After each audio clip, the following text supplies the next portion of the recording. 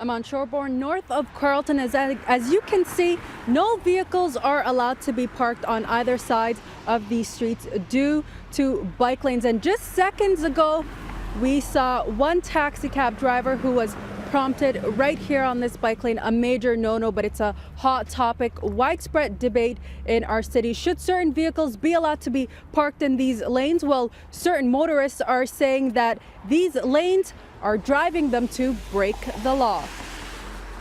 But if I can't find a parking spot and the only part's a bike lane, I would put on my emergency lights, my four-ways, and do what I gotta do. Bike lanes are Jeffrey Nelson's worst nightmare. When on the job as a delivery driver, he says he has no choice but to break the law. Miguel, another courier, says this is the reality many drivers in his field are faced with.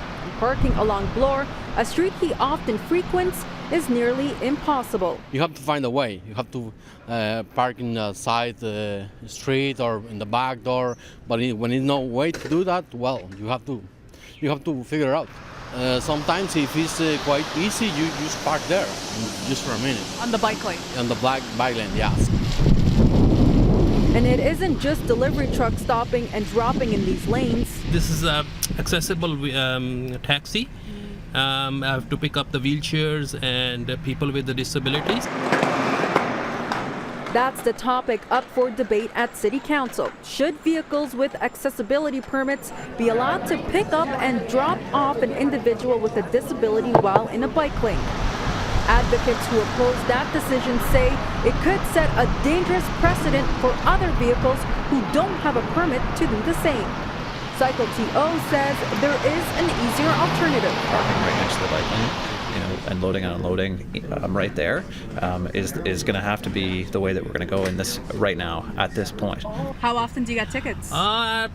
Every second week or so. Yeah. Those tickets will set you back $150. A fine drivers like Jeffrey and Miguel say they paid several times this year. And they aren't alone. We drove around the downtown core this afternoon and easily found illegally parked vehicles. Winter has proven to be more difficult for the city, and these trucks oftentimes are in the way of snowplows. Because there's a lot of delivery vehicles that will try to squeeze in to try to deliver their products, and then of course blocking the lanes for the users.